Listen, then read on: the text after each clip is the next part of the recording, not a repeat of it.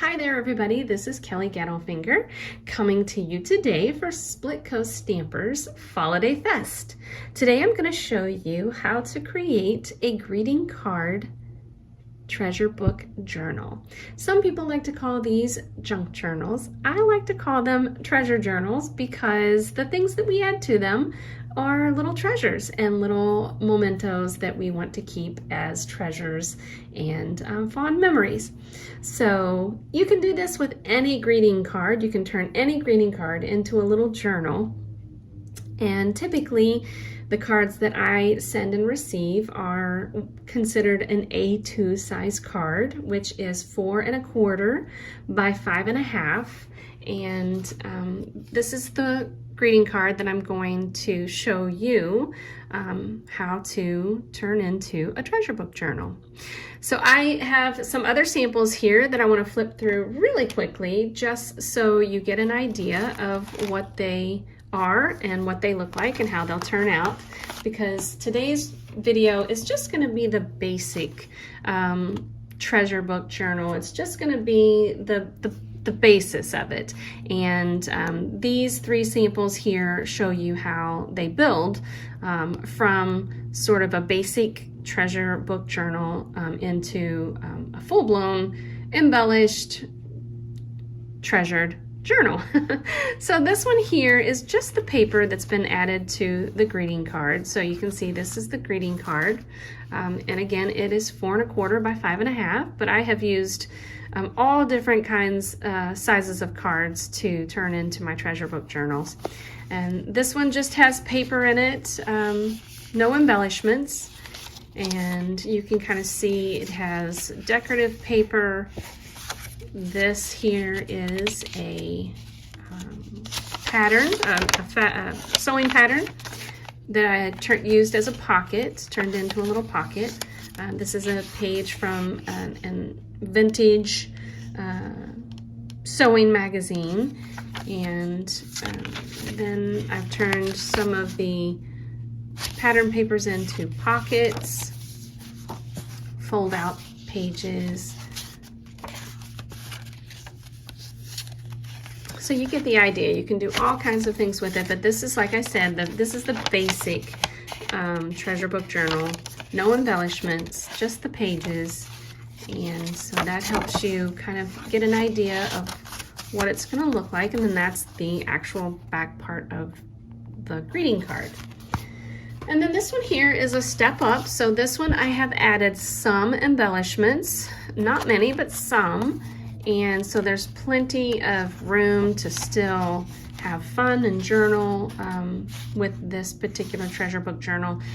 These are great for mixed media, adding mixed media and adding all sorts of little paints and things like that. So I have added, like I said, just some embellishments to the pages so that you can kind of get an idea of start to finish what it would look like. I love to use old books for my treasure book journals, and then just little scrap pieces of decorative paper, scrap pieces of paper. Yeah, and I'm going to show you some of those books once I get started as well. And so you can see I just added tabs to this one. You can make several different size pockets, and I am going to show you a little tip on that, how to make the pockets. I love using the sewing patterns for my pockets. They're so fun to use, and it's a great way to sort of tie in those vintage papers, especially if you are a seamstress and perhaps you have some patterns that you actually sewed for your family. That's always fun to use the ones that you've actually worked with. And then this one is completely finished.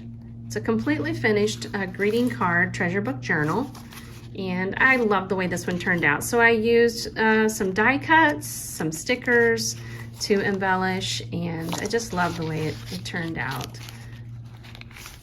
sometimes I will use a theme of pieces of embellishments, and sometimes I'll just use what I have. And it doesn't always have to tie into, you know, the cover. It can kind of just be a little mixture of everything. Whatever makes you feel joy. That's what I love about these little treasure book journals. I love using washi tape with these. It's always fun to add a little washi tape element here and there just to add a little color, especially if some of the pages that I use are more black and white.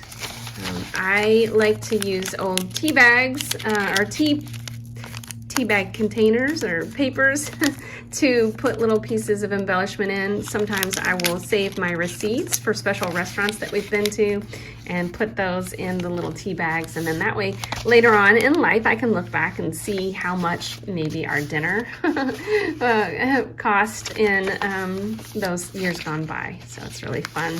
I think that's fun.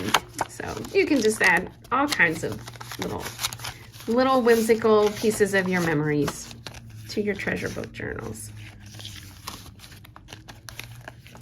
And the reason that I won't be showing you the embellishment process is it's a little time consuming for me personally, because I like to really think it through how I want my mixed media pages to look. And so sometimes I can work on a journal or in a journal for several months at a time and just get back to it whenever I can, or whenever the fancy strikes me.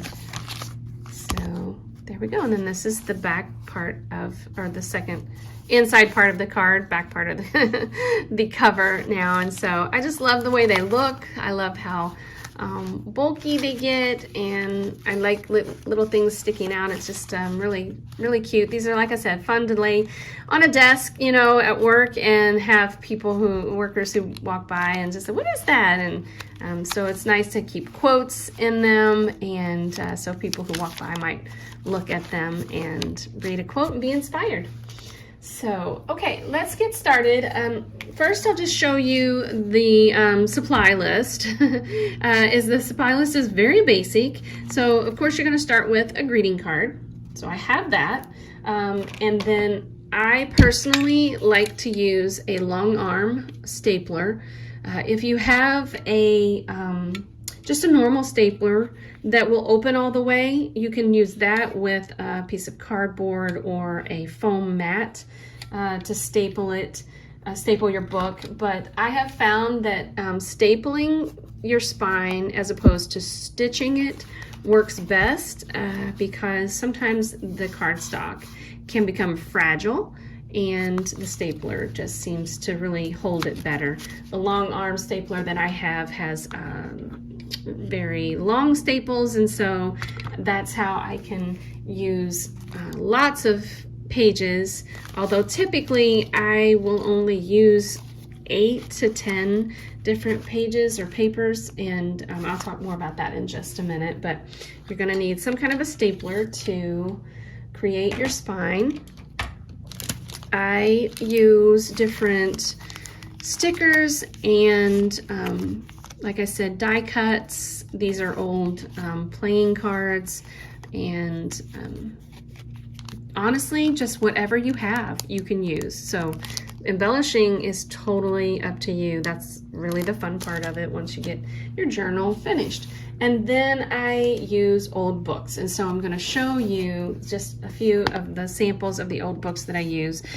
You can pick these up at garage sales. You can pick them up at consignment shops or flea markets, and I love any kind and all kinds. So one thing I do want to say about the old books that I use for my pages, I like to use the pages that are matted. So this book is great because there are some pages that are real colorful, but these are glossy pages, and so those typically don't work great when you're journaling, except to add color. So if I wanted to paint on the glossy paper, it tends to not dry well. So I like the matted papers or matted pages to add paints and also to write on. So I love the books that have more matted pages. Okay, so there's that one. This one is one of my favorites. It's an old songbook, a family songbook, and so I will use pages from this. Again, these are matted, which are perfect for my treasure book journals. This one is a great, I love this. The photos in this old mail order book is just fantastic. I love the pictures. And sometimes when it's too busy, I will just take white acrylic paint and just paint over some, not all. I'll leave some of it showing. Again, just use like a mixed media type technique on my pages, but this one is a great one to use as well. And then I love picking up these little cookbooks. Especially at yard sales, garage sales. I find these cookbooks all the time. And so these cookbooks, even though the pages are glossy, they add so much color, and I love that. So, and I also like, I don't always show the entire recipe, but it's kind of fun. Sometimes you can make out most of the recipe. So if you give these as gifts, then you can add a page that has a recipe in it, and the recipient, has that recipe. So, and then the last book, well, there's actually two more books, but this one is an antique Webster's Dictionary. And so one thing about making these journals is if you get a book like this, like I will never run out of pages because this is so thick. So I will have these for my pages forever. But it's fun to use those pages as well. They're matted, and so they work perfect.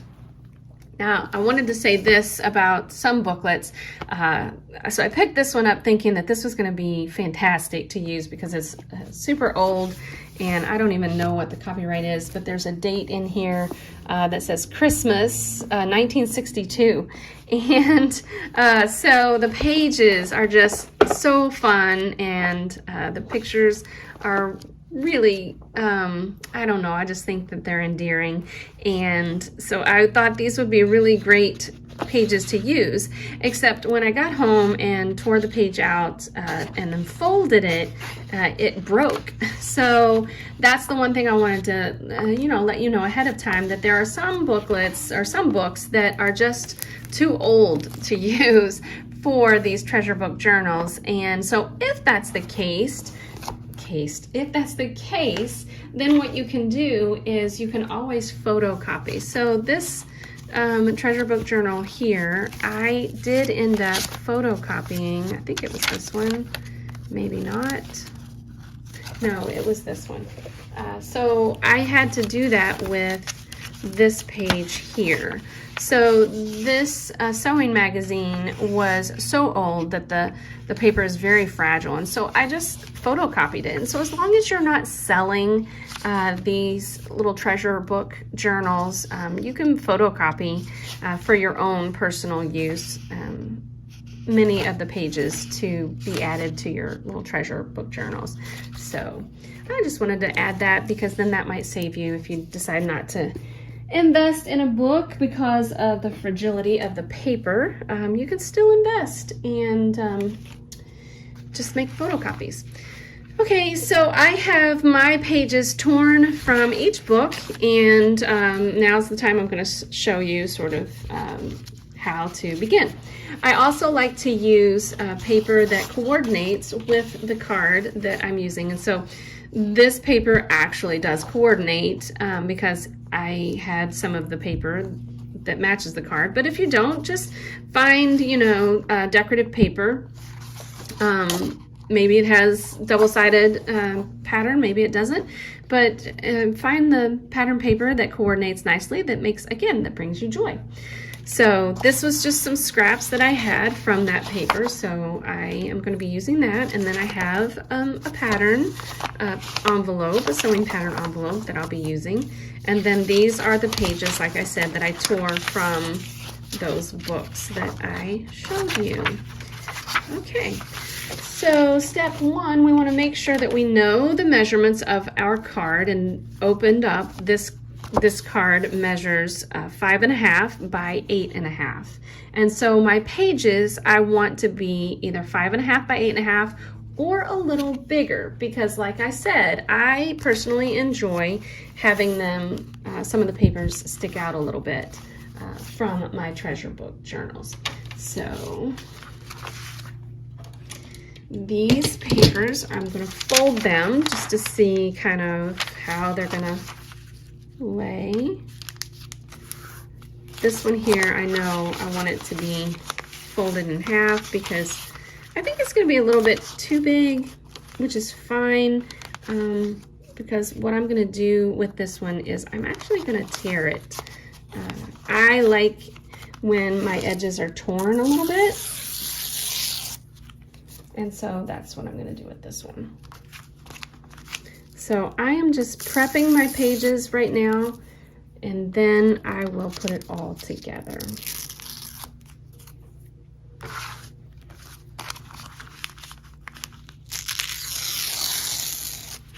Okay, so that's what I've decided to do with that one, and then I'll lay that aside. And then this one looks like it's going to be about the same.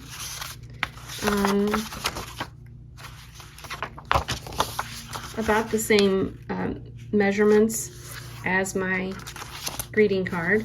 I'm not going to measure it because, like I said, I think it will be okay, and I like that. So I like how that pattern kind of sticks out. And if you notice that this one, if I did it like that, I can see some of it beyond that page.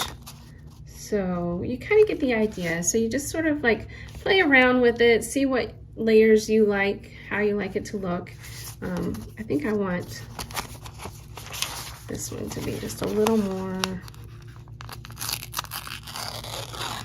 progressed. There we go.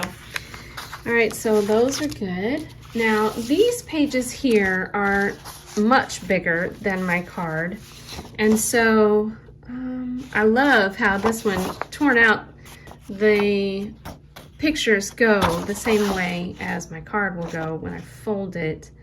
So this one I'm thinking, oh look, though the back of it's going to be upside down. I didn't even think about that. So we'll just paint over that. But I love these trains, and so I definitely wanted to add the trains to my book. So this one I am going to cut down so that it measures 5.5 by 8.5. So we're going to go ahead and do 5.5.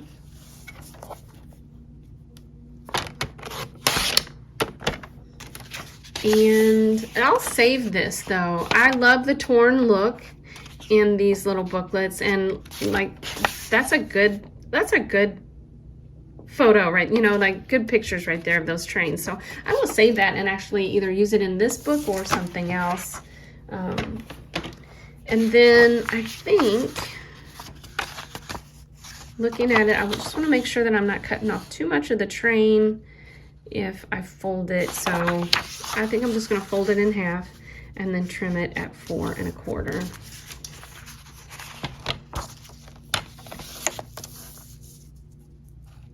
So I have the folded edge away from the trimmer. I'm just trimming that at 4 1/4.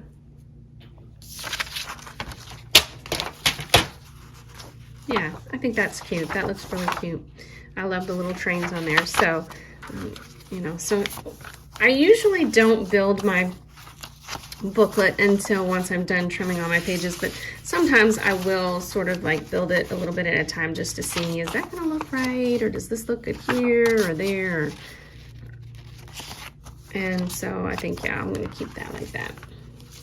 Okay, same thing. This one's a little bigger, so I'm not quite sure how I want to utilize this, but with this one, I think I want to either make a pocket page, or I might just do a little flip out page. I'm not positive. I love that what's new hanging out there. So, but I also love the frayed edge. But since we already have the frayed edge here, I might go ahead and just do away with that frayed edge. So I'm going to trim it down to 5.5. And I will save this. for something else, or I might use it in this one. And so this one, now see, to be able to create the pocket page, I could fold it this way, and I have a little bit of excess, see here, but that's not enough, I don't think, to make a pocket page. So I'm going to have to, yeah, so I'm going to fold it at 4 1/4, but I'll just score it. So like I said, I love the font on that What's New, so I'm going to take that and just score it at 4 1/4. Now this paper, again, is very old. It is the actual page from the booklet, so when you're scoring it, you have to be really careful not to score through it. It's a very, very light scoring. Sometimes even when I lightly score it, I still end up cutting through it on accident. Okay, and then to create the pocket, so this is what I have excess here, this side, and so I'm just going to fold that over,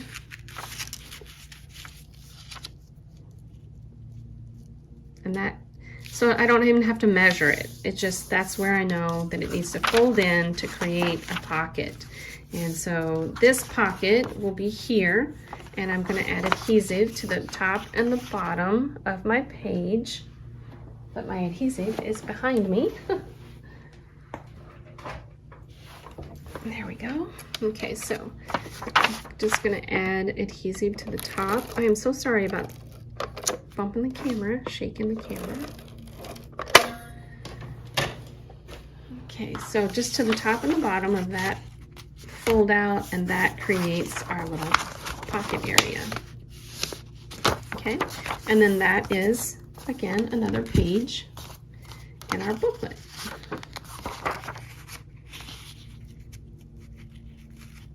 So there we have that. So you see how it's progressing. And then once we add that to the card, it becomes a little book. Okay, and so this one here, I really like how this little sandwich is here on the back of this. This is a recipe page from a recipe book. And so I like this torn edge, and I think I want to keep that. So what I'm going to do is I'm going to pencil mark at 5 1/2 so that I know where to tear, so that the top and the bottom and the sides are torn to, this is where I tore it out of the book. And so I'm just gonna tear this to sort of mimic that torn look that was on the top, okay? And again, I could create a pocket page with this. So, oh look, can you believe I did that? I tore off those sandwiches, but look how perfect that is. I will use that in something else. So if you are a hoarder of scraps, you're gonna need to start making some treasure book journals. So, okay, so now I'm going to, I am gonna create a pocket with this. So let's see here. So I'm gonna bring it in 5 1/2 and score it. Let's see, is that right? Nope, 4 1/4. I want it at 4 1/4.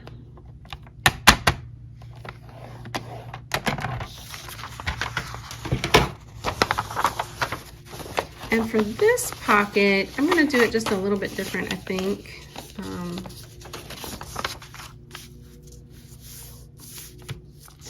So with this pocket, I'm going to go ahead and fold it over, and that way that's how I know where it needs to fold.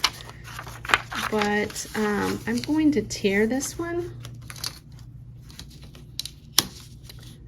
from the upper corner. Do I want to do it all the way? Yeah, I think I do want to do it all the way down to the lower corner. Okay, so I'm just putting my ruler on it, holding it down tight, and then bringing that up to give it a little tear.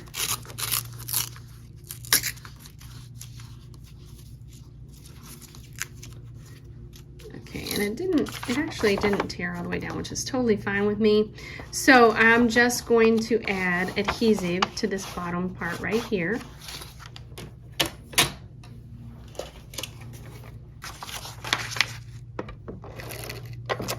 Okay, there we go. And then fold it over. That leaves this top part as a pocket, so you can kind of see. I can add a little something in there like that for the page. So yeah. All right, and then that one will be added somewhere in here. Not sure where. Let's see. We'll add it right here for right now. I may you know, change it up a little bit once I get those pages done. Okay, so this one here probably needs to be trimmed down, it looks like, to 5.5. And I'm not sure what length it is. So I think I'm gonna, yeah, it's not quite big enough for a pocket, so I'm just gonna trim it at 8.5. So 5.5 by 8.5, just like our greeting card. And I'll fold that. There we go. And I think I do want to lead out with this one. So I'm gonna put that right there. And then we have our little sewing pattern. So I think if I fold this in half, it is 8.5. So yep, if I fold this in half, it'll be the perfect size to add to our little booklet, our little journal. Now sometimes when there's photos on the pattern and I want to see those photos, I will fold it so that you can see the photo. So let's see, how can I explain that? So for this particular journal, because it is going to be 4.25 by 5.5, if I folded it here so that I could see this little girl on another page, much of this would stick out of my journal. So let me just show you really quickly. If I folded it there, all of this would stick out, and I don't want that. So she's just gonna have to be folded. So that's just, you know, the nature of the design. So you kind of just have to play with that and decide, you know, do I want to see more of that, or do I want to, am I okay with folding it so that we can't really see her? But this little girl's really cute, so I love that pose that she's in, and I think that that adds a lot to the booklet. So now what I'm going to do is, I like how this pocket has a flap and it's in really good shape. So I'm going to create another pocket over here by just slightly trimming off the edge of the bottom of the sewing pattern. And so that just creates that opening for another pocket. And so I will add that. Let's see. I think we're going to put that here.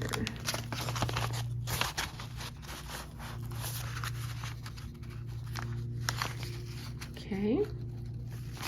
So that looks good. And then these last pieces here, I wanted to show you what I like to do is create little holders, little bookmark holders. And so what I do with little strips like this is about 2 inches, 2 by 12 inches. And so I'll fold those over, and then I will bring those back in this way to, so I fold in each edge, or I will leave the edge. I'll leave one and just kind of decoratively tear it. I'll show you that. So I'll do one of each, what I like to do with both of these. So this one here, I'm gonna fold both edges in to the seam. Not quite, just so it cuts down on some of the, well, actually that one is pretty close, yeah. So we'll go ahead and fold that one in too. So I'm trying to cut down a little bit on the bulk here at the center. But yeah, so I add a little bit of adhesive to each one of those edges, outer edges, and fold those in.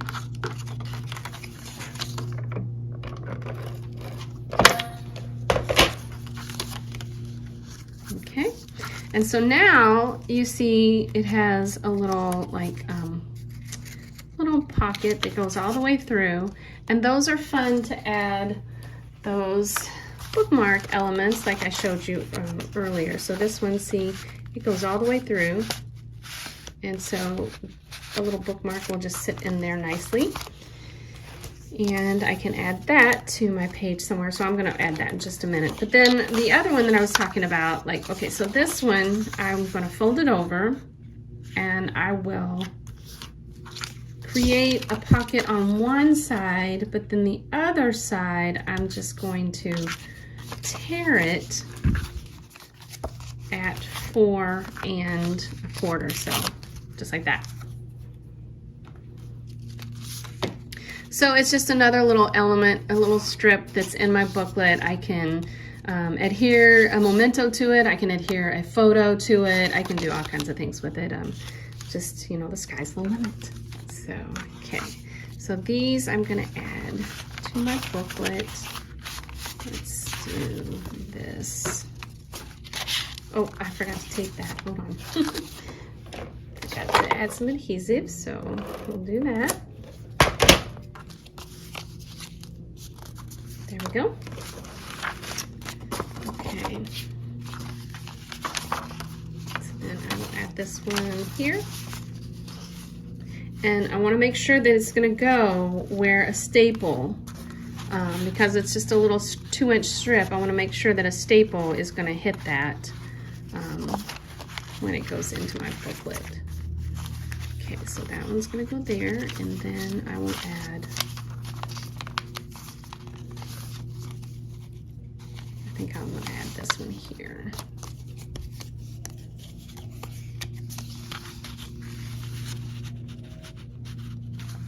Okay, and again, I want to make sure that this staple is going to get into it. And then I'm kind of looking around, making sure that everything else is going to be where I want it after it's stapled. And yep, I think I like that. So I'm ready to put my book together and add my staples so that my journal is complete. And so now I'll bring in my long arm stapler, and then this is the fun part. I say that very sarcastically because on video I never can get my staples in the right location. Oh, so it's frustrating for me, but I'm gonna try it anyway. So you can actually clip your book now with a big clip to kind of keep your pages in place, or you can just wing it. And I like to wing it because the clips always seem to, I don't know, it just the clips kind of mess me up visually. But you decide how you want to do it. It's totally up to you, but I like to do it without the clip. And so we're going to try this and hope that it works out nicely on video. But if it doesn't, I am just going to say I'm sorry and fix it later. All right, so there's that. And